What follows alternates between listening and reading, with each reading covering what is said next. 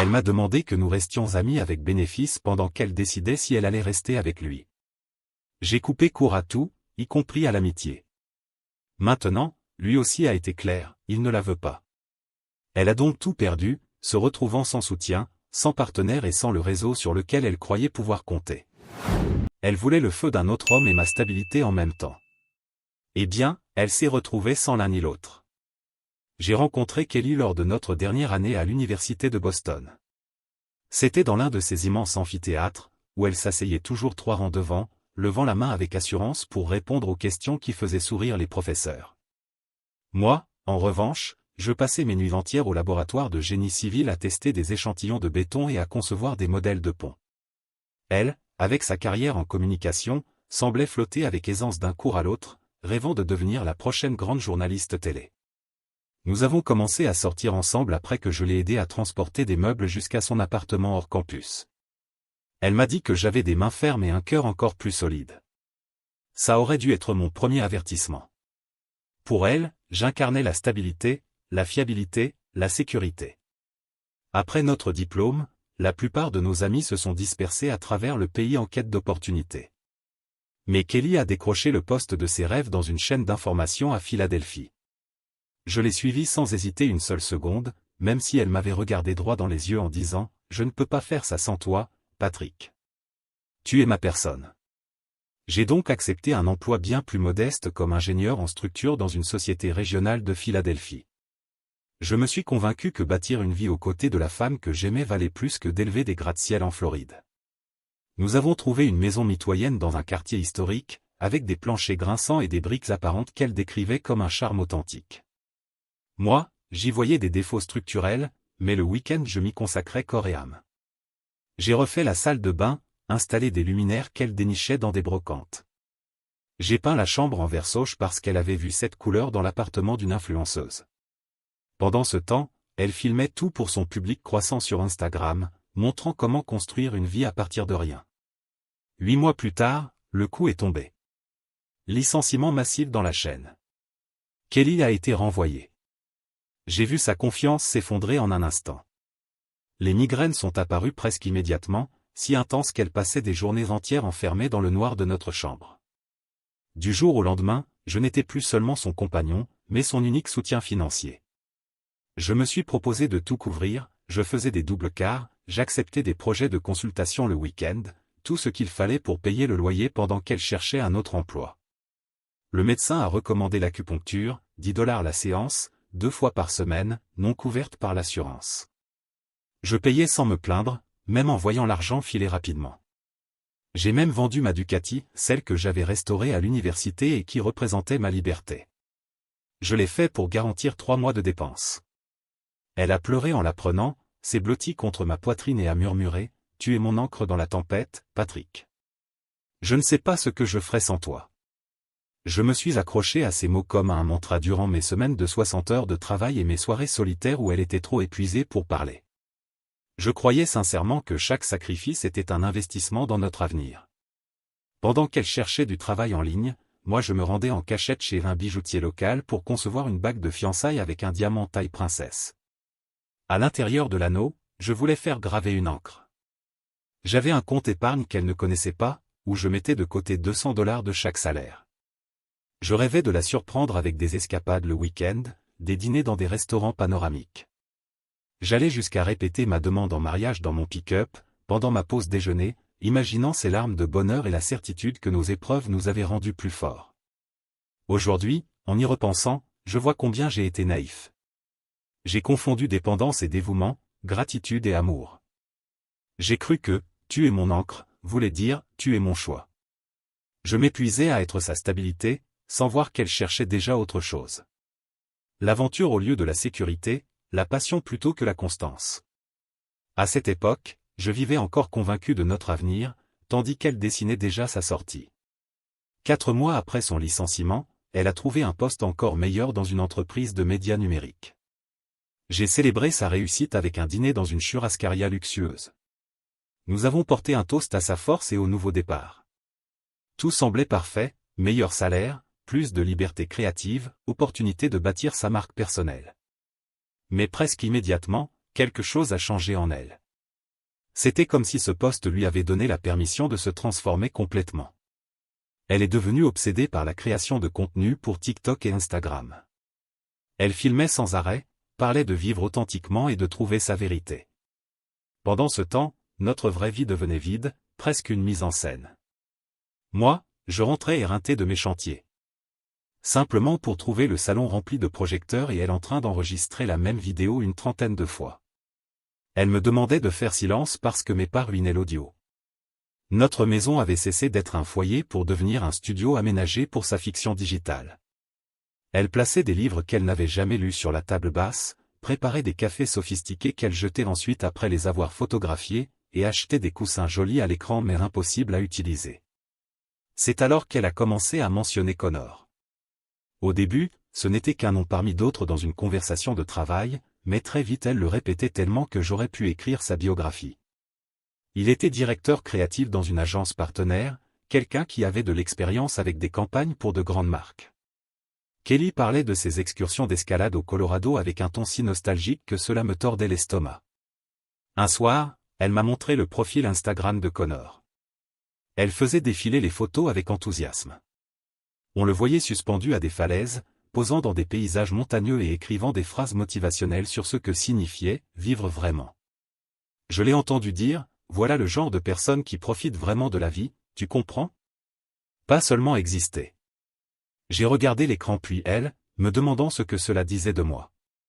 Apparemment, j'étais celui qui se contentait d'exister. L'homme avec des bottes de chantier et un gilet de sécurité qui construisait des structures réelles, pendant que lui prenait des selfies dans des décors pittoresques. Les changements chez Kelly ont commencé subtilement, au point qu'au début je me persuadais que ce n'était que mon imagination.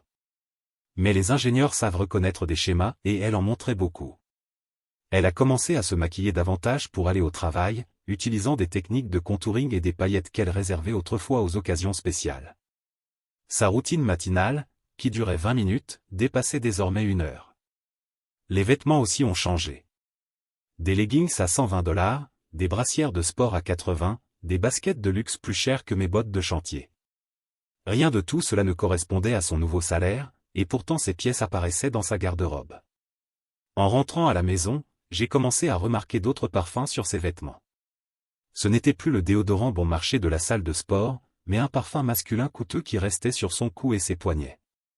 Quand je l'ai mentionné, elle a balayé ça d'explications rapides, des câlins au bureau, des ascenseurs bondés, des excuses qui se répétaient avec un ton de plus en plus agacé. Les réunions de « networking » ont aussi commencé innocemment. C'étaient des petits déjeuners le dimanche matin qui, peu à peu, s'étendaient à l'après-midi, puis au soir. Une fois, elle est rentrée presque à minuit avec les joues rougies et un discours confus sur des rencontres improvisées avec des collègues. Notre intimité, qui avait toujours été un pilier solide de la relation, est devenue rare et mécanique. Elle invoquait la fatigue ou des migraines, bien que je la surprenne à 2 heures du matin sur LinkedIn, en train de consulter obsessionnellement le profil de Connor, étudiant sa carrière comme si c'était la carte de son propre avenir. Moi, dans une tentative désespérée de nous reconnecter, j'ai organisé des rendez-vous surprises dans nos restaurants préférés. J'ai proposé des escapades le week-end, et j'ai même cherché des activités pour couple. Une fois, j'ai suggéré de camper dans les Poconos, un projet que nous avions depuis notre déménagement à Philadelphie. Elle m'a regardé comme si j'avais suggéré de dormir dans une décharge. Camper, Patrick, sérieusement? Dit-elle sans lever les yeux de son téléphone. Tu ne comprends pas les exigences de cette industrie créative. Je dois être présente dans ces cercles pour avancer dans ma carrière. Connor dit toujours que 80% du succès, c'est le networking, et il est déjà là où je veux être. Son discours s'est rempli de phrases empruntées à lui. Connor pense. Connor dit. Connor croit. Peu à peu, sa voix est devenue celle qui dominait notre foyer, tandis que la mienne n'était plus qu'un murmure de fond.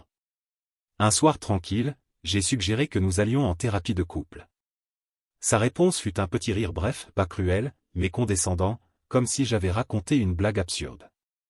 Nous n'avons pas besoin de thérapie, Patrick. Tout va bien. Le problème, c'est que tu es insécure parce que tu ne comprends pas mon univers professionnel. C'est comme ça que fonctionne la collaboration dans mon milieu. C'est absorbant, intense, pas comme ton travail d'ingénieur avec ses horaires fixes d'entrée et de sortie. Ces mots m'ont blessé, car ils attaquaient ce que je considérais comme mes plus grandes vertus, la stabilité, l'engagement, la constance. Pour elle, c'étaient des défauts. J'ai commencé à passer plus d'heures au bureau. Une partie de moi voulait éviter de rentrer dans l'appartement où elle enregistrait du contenu ou échangeait des messages avec Connor. Une autre partie préférait se réfugier dans des calculs structurels plutôt que d'être témoin de l'effondrement de ma relation. Mes collègues ont remarqué le changement et m'ont demandé si tout allait bien. Je répondais avec un sourire forcé, disant que Kelly était occupée avec sa nouvelle carrière. Ce n'était pas un mensonge, mais ce n'était pas toute la vérité non plus. La bague de fiançailles restait cachée dans le tiroir de mes chaussettes, avec les économies qui grandissaient lentement. Mes projets de demande en mariage se sont éteints à mesure que je voyais la femme que j'aimais se transformer en quelqu'un que je reconnaissais à peine. Son regard sur moi n'était plus tendre mais impatient, comme si j'étais un poids qu'elle supportait par obligation. Le coup le plus clair est venu un après-midi. Je suis rentré plus tôt avec son plat thaï préféré, pad see ew avec des légumes en plus, et je l'ai trouvé dans notre chambre en visioconférence avec Connor. Elle riait la tête renversée en arrière d'une façon qu'elle n'avait plus eue avec moi depuis des mois. Elle a sursauté en me voyant, a immédiatement terminé l'appel et a dit qu'il discutait d'un projet urgent, mais ses joues rouges et son ton défensif racontaient une autre histoire. Cette nuit-là, alors que je m'allongeais à côté d'elle dans le lit, son dos tourné vers moi et ses doigts glissant sur l'écran du téléphone, j'ai senti la certitude couler en moi comme du béton frais qui durcit. Je la perdais, et le pire, pas par accident, mais au profit de quelqu'un qui incarnait tout ce que je n'étais pas, spontané, créatif, aventureux. J'étais l'ancre qui maintenait tout en place, mais elle ne voulait plus de stabilité. Elle voulait prendre le large et Connor, semble-t-il, était le vent dans ses voiles. La fin a commencé un mardi ordinaire. Je suis rentré plus tôt que d'habitude, avec un autre sac de plats thaïlandais et un bouquet de tournesol, juste parce qu'il m'avait fait penser à elle. Je l'ai trouvée assise à l'îlot de la cuisine, l'ordinateur portable ouvert et une expression sévère, la même qu'elle utilisait pour ses présentations professionnelles. Elle m'a à peine regardé, n'a pas souri, n'a pas remercié pour les fleurs. Elle s'est contentée de dire : « Il faut qu'on parle. Assieds-toi. » Le ton, calculé et froid, m'a donné l'estomac noué. J'ai posé les boîtes sur la table avec des mains tremblantes, sachant que ce qui allait suivre changerait tout. Elle a pris une grande inspiration, comme quelqu'un qui se prépare à plonger dans une eau glacée, puis elle a lâché. J'ai exploré une connexion avec Connor ces 2 derniers mois. Nous nous sommes vus et je veux donner une chance à ce qui pourrait naître entre nous. Mais je ne veux pas perdre ce que nous avons. Je l'ai regardé sans cligner des yeux, essayant de traiter des mots qui sonnaient en anglais mais qui, dans ma tête, n'avaient aucun sens réel. « Qu'est-ce que tu es en train de dire exactement, Kelly ?» ai-je demandé d'une voix étonnamment ferme malgré mon monde qui basculait. Elle a tendu la main sur l'îlot de la cuisine comme pour attraper la mienne, mais je l'ai retirée par réflexe. Un éclat de douleur a traversé son visage, comme si je l'avais rejeté alors que c'était elle qui le faisait. « Je te dis que j'ai développé des sentiments pour Connor, de vrais sentiments, a-t-elle poursuivi. Nous avons exploré cela autant physiquement qu'émotionnellement. Ces conférences de travail à New York et Boston, en réalité, j'étais à l'hôtel avec lui. Et avant que tu t'énerves, c'est ma façon d'être honnête avec toi, ce qui est déjà plus que la plupart feraient. » La froideur avec laquelle elle avouait des mois de trahison délibérée, comme si elle méritait du crédit pour l'admettre à la fin, m'a glacé à l'intérieur. « Tu m'as trompé pendant 2 mois et tu veux que je te félicite pour l'admettre ? » ai-je demandé. Elle a levé les yeux au ciel, comme si j'exagérais et manquais l'essentiel. « C'est une vision très limitée, Patrick. Je veux explorer officiellement ce qui peut se passer avec Connor, mais ça ne veut pas dire qu'on doit se séparer. Tu peux toujours être mon soutien émotionnel. On peut maintenir notre connexion physique, conserver le confort et la stabilité qu'on a construit. Ça s'appelle être progressiste et honnête, au lieu de s'accrocher à des attentes monogames dépassées qui ne servent à personne. » À ce moment-là, elle a pris son téléphone et, par son aplomb, cela en devenait presque impressionnant de voir à quel point elle était déconnectée de la réalité. Elle m'a montré un document Google avec des sections colorées, détaillant la structure de « notre nouvelle relation », des soirées programmées avec moi et d'autres avec Connor, des directives de communication et de limites, et même un point sur comment, éventuellement, nous pourrions être amis tous les 3 et voyager ensemble. Avec des doigts engourdis, je faisais défiler le document, voyant ma vie réduite à un tableau où j'étais le « soutien émotionnel principal » et Connor, l'intérêt romantique principal, comme si nous étions des postes à distribuer. C'est de la folie, ai-je dit enfin en repoussant le téléphone. Tu ne peux pas sérieusement attendre que j'accepte ça. Son expression s'est durcie, la vulnérabilité disparaissant derrière l'agacement et un sentiment de droit. Pourquoi pas? Beaucoup de gens ont des accords polyamoureux. Il y a des podcasts, des articles dans de grands médias. Tu fermes ton esprit parce que tu as peur de me perdre. Mais comme ça, tu n'as pas besoin. Tu peux me garder dans ta vie, juste sous une autre forme. La façon dont elle disait cela, comme si elle me rendait service, comme si je devais la remercier pour l'opportunité de la voir construire une vie avec un autre tout en me fournissant en retour un peu d'attention émotionnelle et physique à sa convenance, m'a fait réaliser qu'en réalité je ne l'avais jamais vraiment connue. Et moi, ce que je veux? Ai-je demandé. Elle a semblé réellement confuse, comme si mes désirs étaient des variables sans importance dans son équation soigneusement calculée. Tu ne veux pas que je sois heureuse? Ça me rend heureuse, Patrick.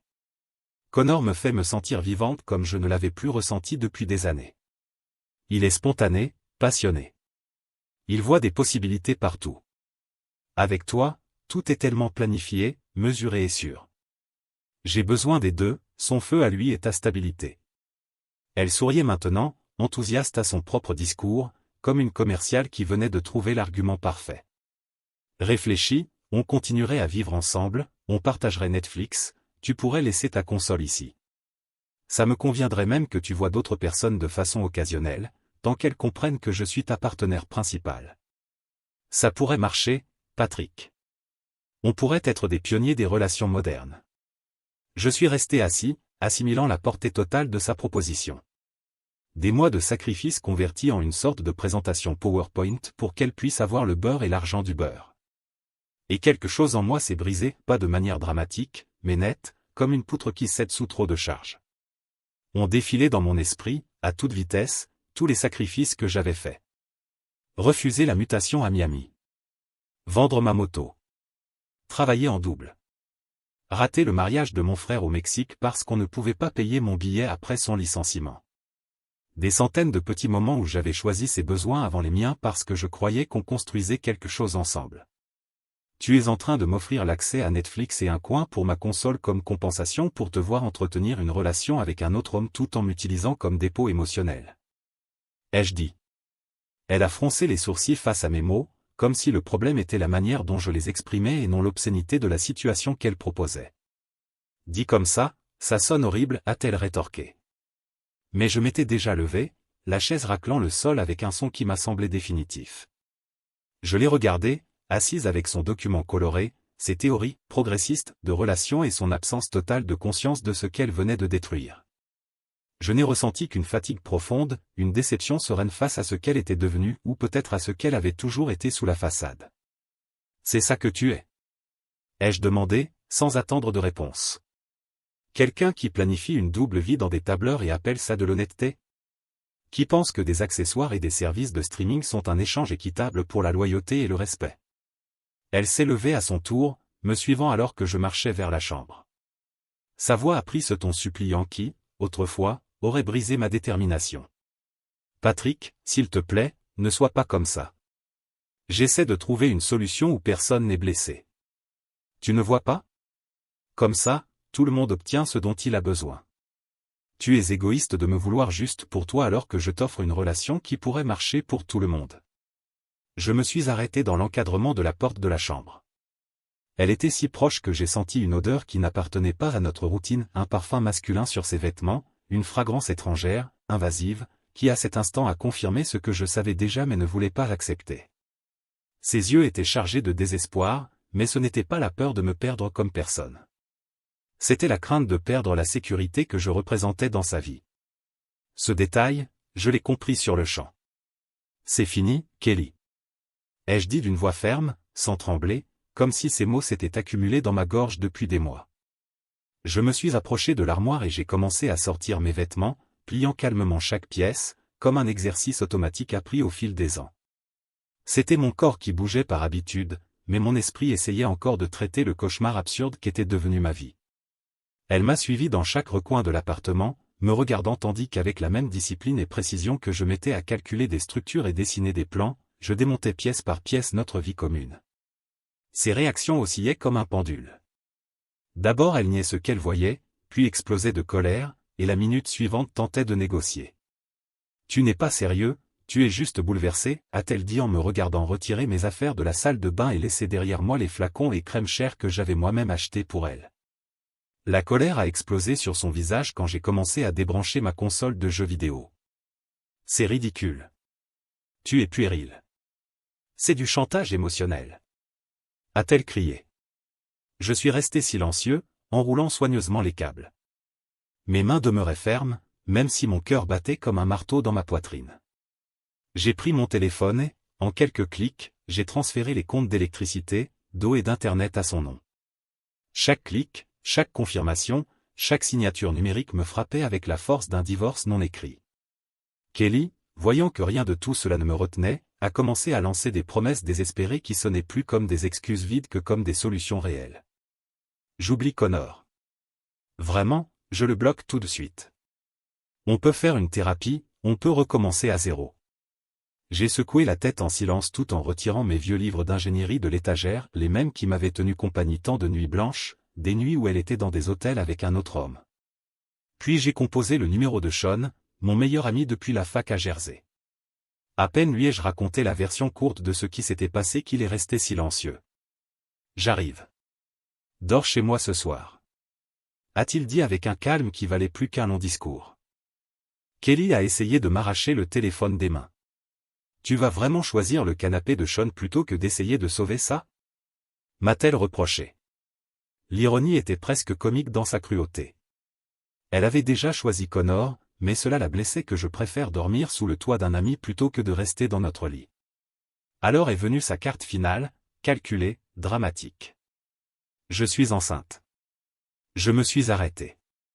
J'ai plongé mes yeux dans les siens. Non, tu ne le es pas. Son visage est devenu écarlate. Si, je le suis. J'ai fait un test la semaine dernière. Voilà 6 semaines que nous n'avons pas eu d'intimité, Kelly. Donc il n'y a que 2 options, soit tu mens, soit cet enfant est celui de Connor. Dans les 2 cas, ce n'est pas ma responsabilité. Son mensonge s'est effondré en quelques secondes. Il ne restait plus ni larmes feintes, ni supplications. Elle a changé de stratégie, passant aux menaces. Je vais dire à tout le monde que tu étais contrôlant. Je vais poster que j'ai subi des abus émotionnels. Tu sais que j'ai 50 000 abonnés? Je vais te détruire. Je n'ai pas répondu. J'ai simplement fermé la fermeture éclair de ma valise, pris mon ordinateur portable et franchi la porte, laissant derrière moi 3 ans d'affaires qui n'étaient plus que des restes contaminés d'une histoire brisée. Sur la table restaient les reçus de la bague de fiançailles, ma manière silencieuse de laisser une trace des rêves qui n'avaient jamais été partagés. À côté reposait un de ces documents Google, plein de plans colorés, de projets de vie qui n'avaient jamais été réciproques. Ce soir-là, avant minuit, j'ai bloqué tous les canaux de contact, numéros de téléphone, Instagram, Facebook, LinkedIn, tout. Sean m'a accueilli avec une bière à la main et un silence qui en disait plus que 1000 phrases toutes faites. Je n'avais pas besoin de mots, seulement d'être là. La semaine suivante s'est déroulée comme une opération militaire. Le mercredi, à 10 heures précises, pendant qu'elle était enfermée en réunion d'équipe, j'ai engagé une société de déménagement pour retirer chaque objet qui avait été payé par moi. À la fin, j'ai clôturé le compte bancaire commun, calculant minutieusement mes contributions et transférant ma part dans une nouvelle banque. Ensuite, j'ai envoyé un bref email au propriétaire, « Veuillez retirer Patrick du bail. » Avec effet immédiat. Les réactions de Kelly sont arrivées comme une tempête désordonnée. Des dizaines de messages venant de numéros inconnus, des emails depuis de nouvelles adresses, jusqu'à des formulaires remplis sur le site de mon entreprise. Mais je n'étais plus son soutien. Je n'étais plus là pour la maintenir debout pendant qu'elle m'utilisait comme une banque vivante de faveur et de stabilité. Ce vendredi-là, je me suis retrouvé dans une étrange contradiction, techniquement sans domicile, bien qu'hébergé chez Sean, officiellement célibataire, mais portant le poids d'un deuil qui me rongeait de l'intérieur.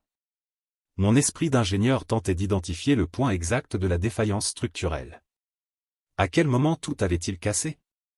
Mais peut-être que ce n'était pas la bonne question. Peut-être qu'il n'y avait jamais eu de fondation solide. Peut-être que, dès le début, tout avait été construit sur mon dévouement et sa commodité. Et comme toute structure mal conçue, l'inévitable s'était produit, l'effondrement total. J'ai passé 2 semaines sur le canapé de Sean, à Jersey City.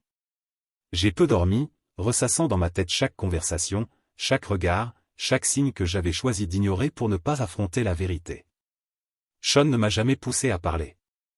Il se contentait de laisser un café sur la table chaque matin et une bière dans le frigo chaque soir.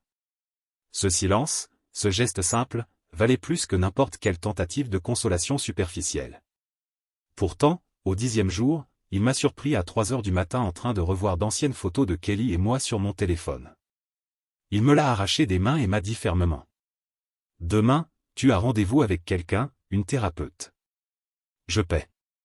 Ce n'est pas optionnel. » C'est ainsi que j'ai rencontré la docteure Elizabeth Chin, spécialiste des traumatismes liés à la trahison. Lors de la première séance, elle m'a demandé de décrire ce que j'avais perdu et je me suis effondré. Je n'ai pas seulement parlé de Kelly, mais de l'avenir que j'avais imaginé avec elle, du mariage que j'avais planifié dans ma tête, des prénoms d'enfants qui n'existeraient jamais, d'une vie entière que j'avais dessinée sur des plans qui ne seraient jamais érigés. Elle m'a écouté avec patience, sans jugement, puis elle a dit quelque chose qui m'a secoué intérieurement. Vous êtes en deuil, mais pas de la relation en elle-même, plutôt de l'investissement que vous y avez mis, Patrick. Et c'est valable. Mais dites-moi, couleriez-vous encore du béton dans une fondation que vous savez déjà fissurée? La métaphore était indéniable pour tout ingénieur. Et j'ai commencé à comprendre, lentement. Cette énergie que je gaspillais à pleurer ce que Kelly avait détruit, je devais la rediriger vers moi-même, vers la tâche de me reconstruire. Ainsi, je me suis plongé dans le travail avec une dévotion que je n'avais pas ressentie depuis des années. J'ai commencé à accepter des projets que j'évitais auparavant parce qu'ils exigeaient des voyages ou de nombreuses heures supplémentaires, toujours incompatibles avec les exigences et horaires de Kelly. Il y avait une rénovation de pont à Reading qui nécessitait une expertise structurelle urgente. Un centre commercial à Allentown dont les fondations présentaient de graves défauts. Et un viaduc autoroutier qui nécessitait des inspections le week-end. J'ai accepté tous ces projets sans hésiter, me plongeant dans des calculs et des évaluations de charges, où les seuls problèmes étaient mathématiques et donc totalement prévisibles. Mon superviseur, Michael, l'a vite remarqué. Il m'a convoqué dans son bureau juste après que j'ai présenté mon 3e grand projet en seulement 2 semaines. Patrick, dit-il, avec un mélange de surprise et de satisfaction, je ne sais pas ce qui se passe dans ta vie personnelle et je ne veux pas m'en mêler, mais professionnellement, voilà l'ingénieur que j'ai embauché il y a 3 ans. Celui qui avait faim de grandir, celui qui brillait avant de trop se reposer. Il a marqué une pause, choisissant soigneusement ses mots, puis a ajouté. Nous élargissons le bureau d'Austin. Nous avons besoin d'un ingénieur structure senior pour diriger l'équipe. Le poste est à toi si tu acceptes. Je t'offre une augmentation de 20%, un package de relocalisation et l'opportunité de construire quelque chose à partir de zéro. Austin, Texas. 2000 miles loin de Kelly, des lieux que nous avions partagés et du fantôme de l'homme que j'étais devenu en me sacrifiant sur l'autel de ses ambitions. Je n'avais pas besoin d'entendre la liste complète des avantages. J'ai accepté avant même qu'il ne termine sa phrase. La transformation physique a commencé de manière délibérée, comme si c'était un projet de reconstruction dont j'étais moi-même le matériau d'étude. J'ai rejoint un groupe de coureurs qui se réunissait à 5h30 du matin au Liberty State Park. Là, je poussais mon corps à la limite, jusqu'à ce que mon esprit soit trop fatigué pour ressasser les anciennes conversations ou imaginer ce que Kelly faisait avec Connor. Ces coureurs formaient un mélange curieux, des professionnels, des retraités, des hommes et des femmes de tous âges. Personne ne posait de questions sur mon histoire, ils couraient simplement à mes côtés dans l'obscurité de l'aube, me rappelant qu'avancer était possible, même quand les jambes brûlaient et que les poumons criaient. J'ai coupé mes cheveux dans un style plus affirmé, court sur les côtés, avec une touche travaillée sur le dessus loin du désordre que je portais avant. Le barbier, d'un ton sincère, a commenté que j'avais l'air de 10 ans plus jeune, libéré de ce poids de stress qui marquait auparavant mon visage. J'ai aussi renouvelé entièrement ma garde-robe. J'ai donné tous les vêtements que Kelly avait influencés, les tons neutrés sur qu'elle préférait. J'ai construit un vestiaire qui reflétait mon essence, chemise structurée en bleu marine et gris foncé, jeans ajustés choisis avec soin, et enfin ce blouson en cuir que j'avais toujours voulu acheter et que je n'avais jamais osé prendre parce qu'elle disait que c'était trop risqué pour ma personnalité. J'ai même osé m'inscrire à un cours d'improvisation dans un petit théâtre communautaire à Hoboken. Là, j'ai appris à être spontané devant des inconnus, à rire de mes propres échecs et à accepter l'incertitude comme une opportunité créative au lieu de la voir comme une faille structurelle. Le groupe était rempli d'excentriques, d'amoureux du théâtre et de personnes à l'aise avec le chaos. Leur énergie était contagieuse. J'ai découvert que je pouvais être drôle quand je cessais de chercher la perfection et que mon esprit analytique pouvait aussi générer de l'humour si je le laissais jouer au lieu de seulement calculer.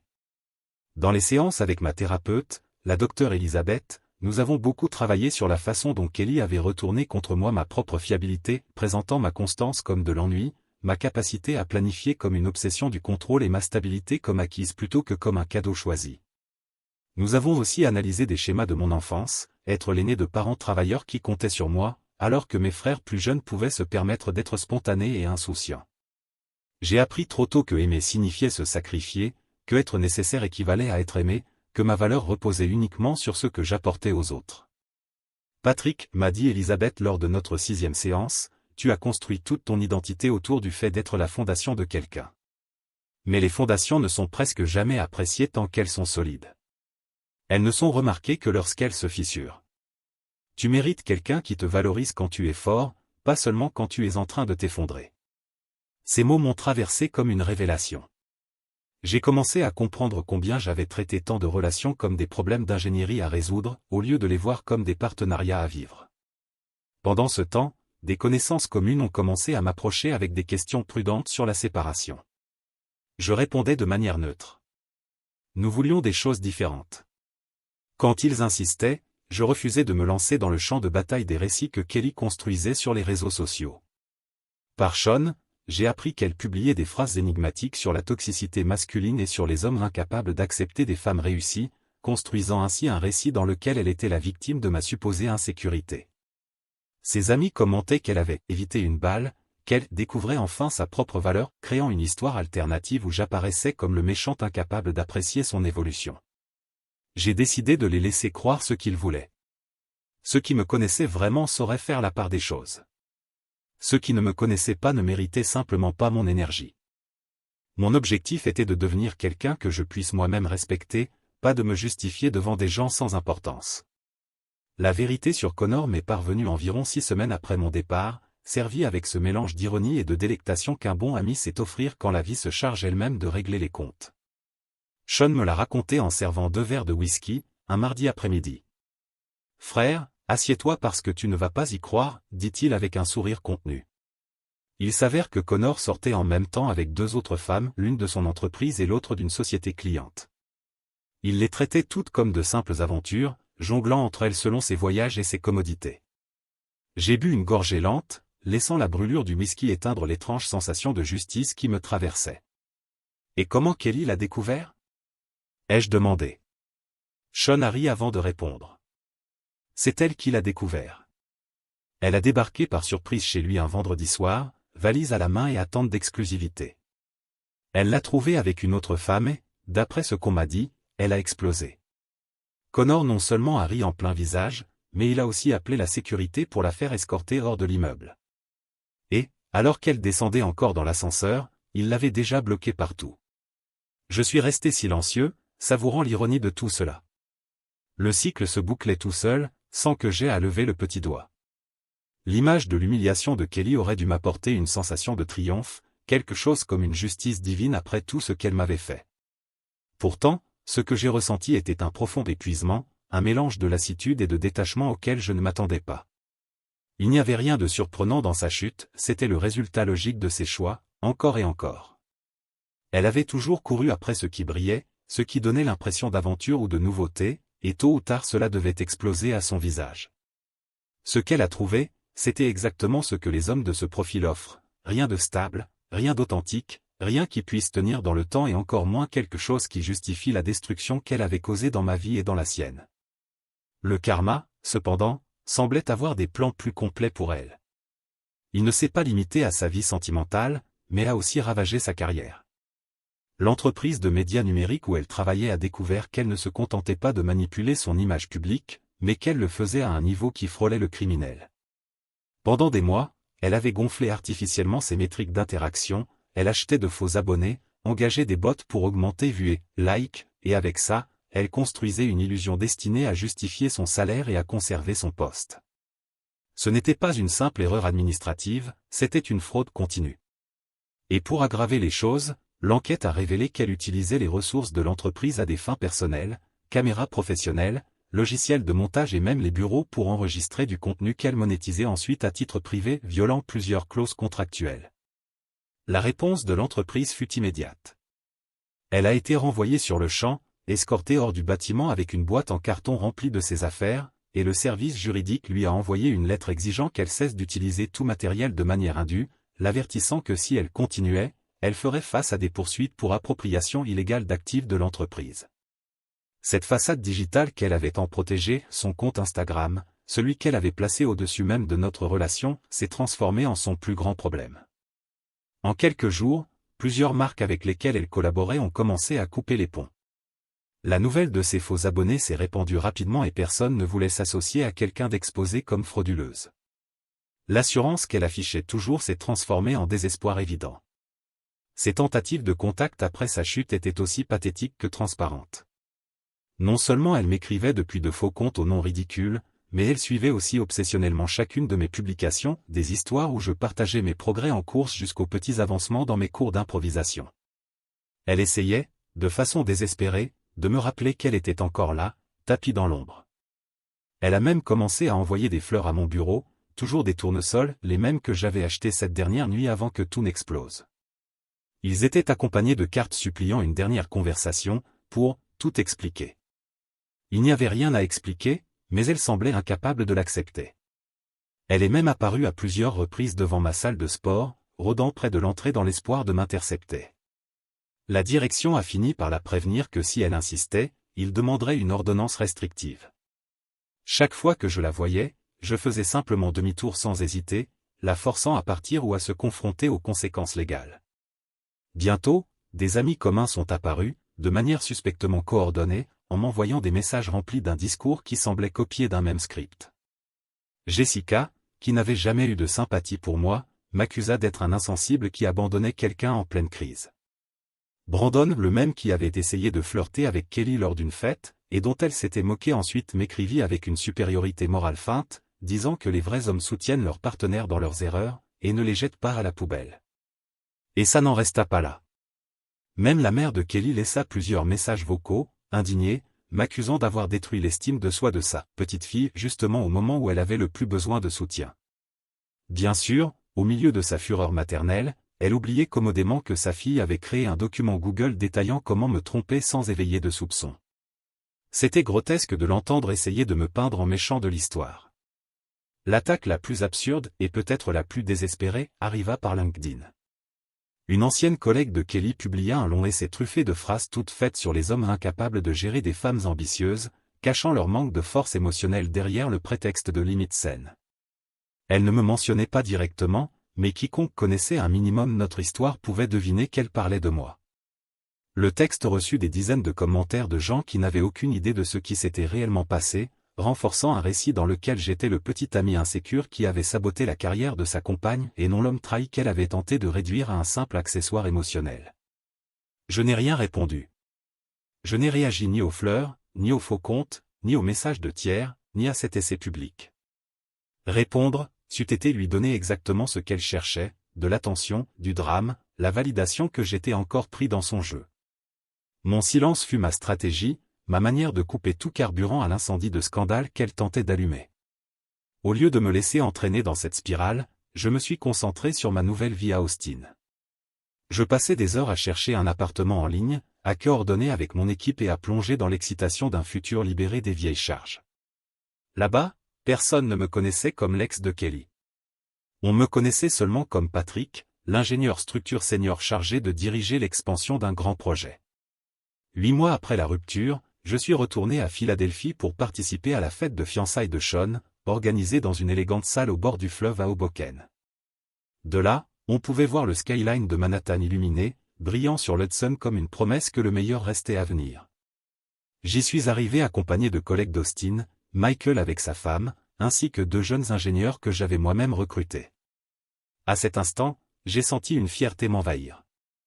J'avais reconstruit ma vie à partir des décombres laissés par Kelly et ce que j'avais bâti dépassait toutes les attentes que j'avais eues un jour. La promotion s'était révélée un succès retentissant. Le bureau d'Austin prospérait sous ma direction et, dans ma vie personnelle, j'avais commencé à sortir avec Megan, une architecte paysagiste rencontrée dans mon groupe de course. Une femme qui valorisait la stabilité, la discipline et la planification au lieu de les mépriser comme Kelly le faisait. J'étais au bar, en train de discuter et de rire avec Michael d'une anecdote de chantier, quand je l'ai vue. Elle était là, de l'autre côté de la salle. Kelly paraissait une ombre de ce qu'elle avait été. Elle portait une robe qui pendait sur son corps affaibli. Le maquillage ne parvenait pas à cacher ses cernes, et de sa présence émanait une détresse si intense qu'elle semblait déformer l'air autour d'elle, comme la chaleur qui tremble au-dessus de l'asphalte.